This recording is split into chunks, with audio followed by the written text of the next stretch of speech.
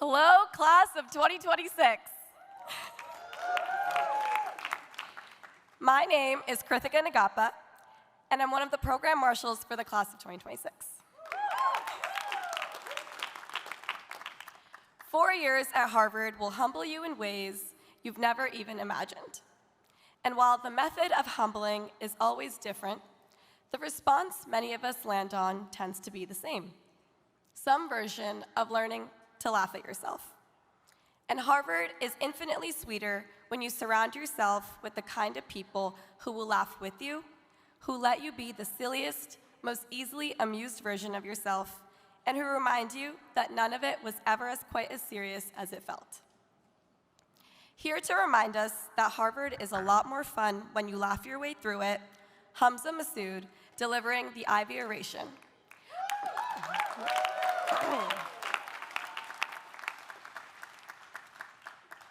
A playful and comedic take on our last 4 years together. You may all know Hamza. In fact, you've all welcomed him before. If you think back to our first week on campus, the first real laugh you probably had after your parents dropped you off was likely during his stand-up set at the first-year talent show. And clearly, the laughs we gave him then were enough to send him on his way. Hamza went on to join and eventually lead the Harvard Undergraduate Stand-Up Comics Society as co-president. And when he's not telling jokes, he's writing them as a member of the Harvard Lampoon. He also runs the Lampoon Celebrity Events, which really just means that Conan O'Brien is now his close family friend who came all this way to attend Hamza's commencement ceremony tomorrow. Thank you for coming, Conan. And if you've somehow avoided the entire comedy scene at Harvard, you may still know Hamza from his extremely serious run for HUA co-president last year. On a platform of no homework, bigger food, and more weekends. I still can't believe he lost. Here with the concession speech he never got to give, titled the 2026 Ivy Oration featuring Raven Lene, my good friend and our Ivy orator, Hamza Masoud.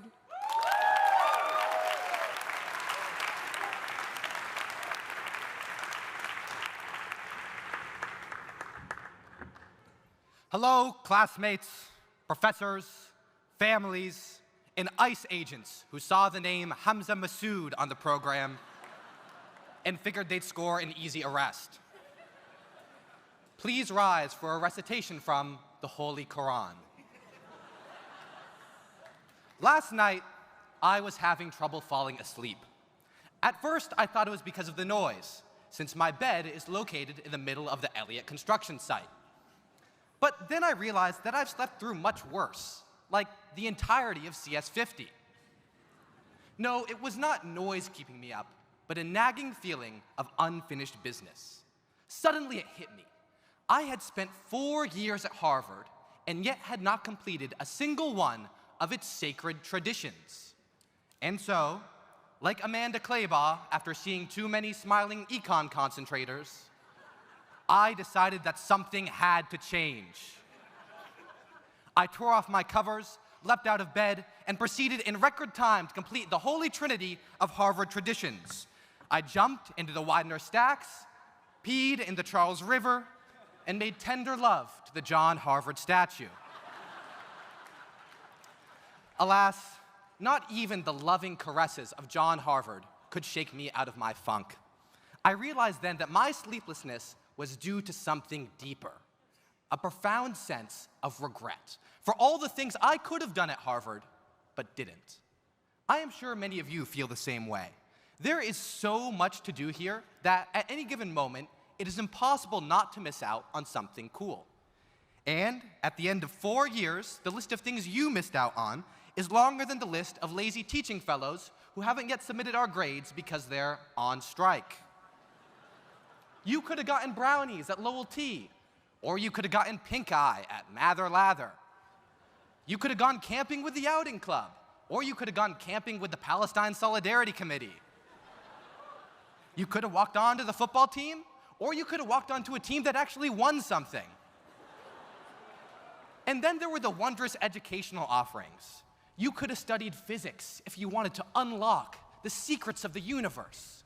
You could have studied computer science if you wanted to be replaced by Claude Code. Or you could have studied folklore and mythology if you wanted to have cool stories to tell the computer science guy while you're both waiting in the unemployment line. At Harvard, you could have sought the answer to every question that ever crossed your mind.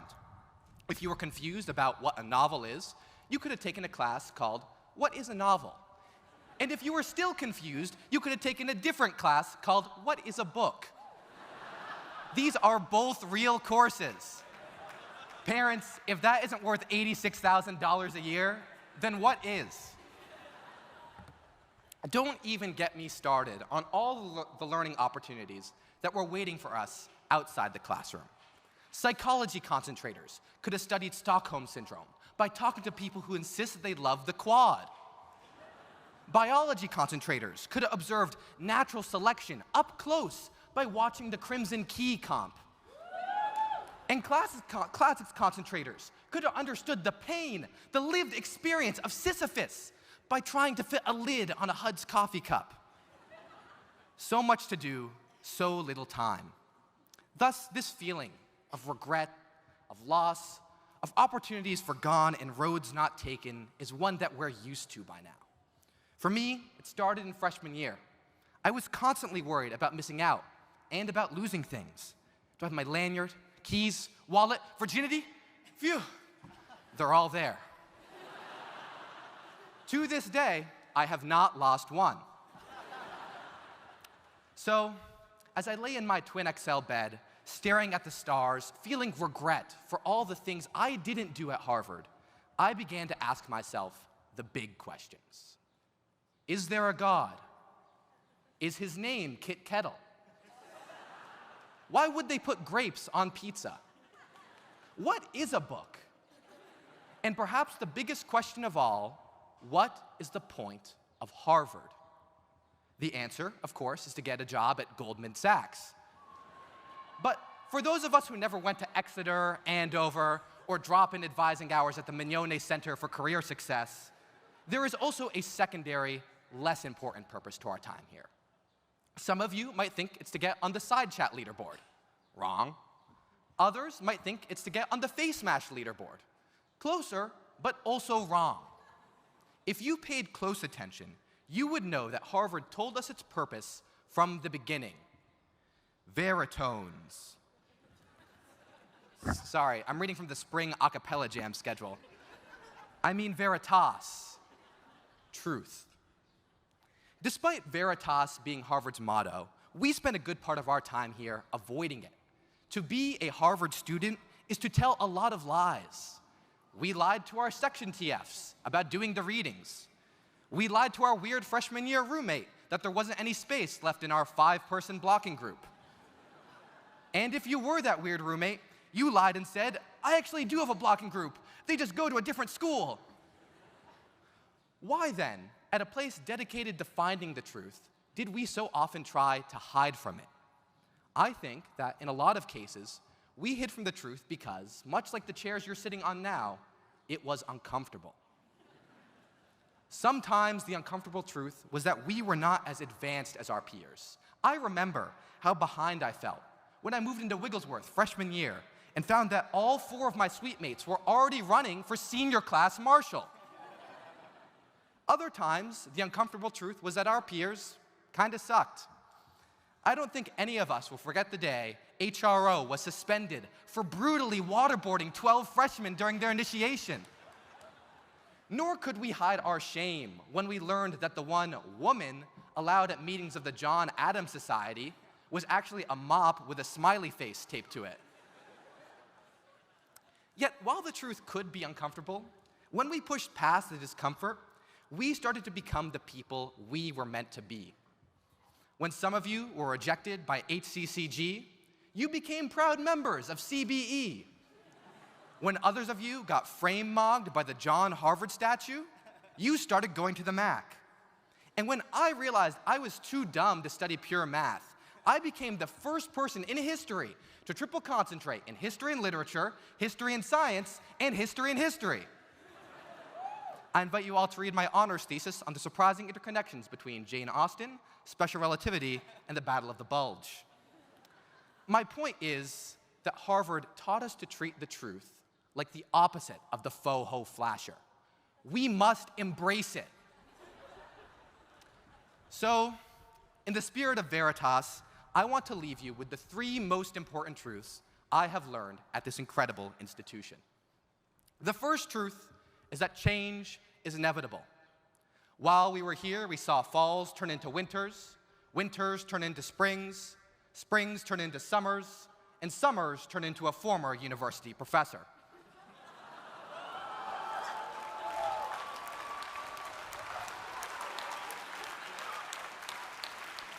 We saw Harvard itself change from one of the most respected institutions in the country into a place that the Secretary of Education thinks is located in Tehran. In response to MAGA's relentless attacks, our very own Dean Khurana changed. The man underwent such a transformative experience that he turned into a white guy. Our president, Claudine Gay, also turned into a white guy. Yes, that's right, Presidents Gay and Garber are the same person. Why do you think they're the exact same height? Why do you think you've never seen them in the same room? But we also changed. When I entered Harvard, I believed that grade inflation was a myth. 4 years later, I have a GPA of 3.968, and I'm graduating at the bottom of my class. Tomorrow, we will change again, transforming from the apples of our parents' eyes into the utter disappointments living in their basements. The second truth is that challenges are ever present. Harvard faced one of the greatest challenges in its history when President Trump demanded that we pay him $1 billion. This, for reference, is the price of one HSA laundry plan.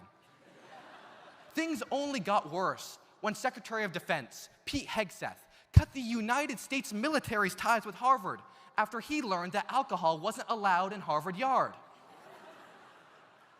Trump's funding cuts have already hit us where it hurts. Next year, Yard Fest is going to be headlined by a piece of red spiced chicken.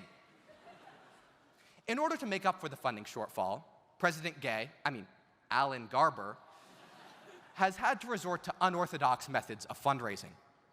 Now, in addition to renaming buildings, donors can rename students. After several generous donations, my blockmate Eric is now known as the T.H. Chan Eric. My friend Ishan is now the Sackler family Ishan. And my unfortunate classmate Kenneth has become the Kenneth C. Griffin Kenneth.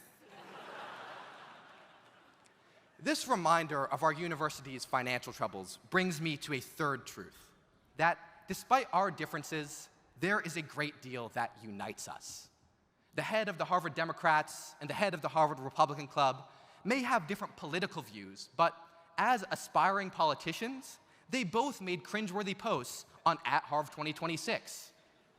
Some of us prefer Hefe's and others like Felipe's, but none of us can remember who Larry Backow is. Those of us in HVAC will go on to work as investment bankers, and those of us in Thud will go on to work as subway bucket drummers. Yet at the end of the day, we will all be in New York City. My friends, the road after Harvard will not be easy.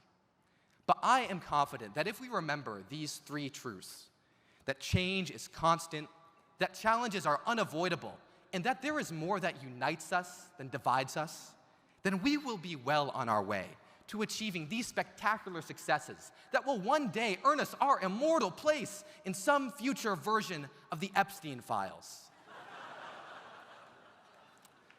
But seriously, I want to close by congratulating all of you. My classmates for making it through 4 years, your parents for being done with tuition payments, and everyone in the audience for making it through this speech. As I look out over this beautiful crowd, I see a lot of familiar faces. I see people I haven't spoken to since freshman year. If you're one of those people and you enjoyed this speech, it's been too long. We should totally grab a meal next week. If you're one of those people and you didn't enjoy this speech, know that I've always hated you. If you're Erica McDonald, keep in touch. And if you're the ICE agents who have been waiting for me patiently, I'm done. I'll meet you guys behind Widener. Thank you, and good luck.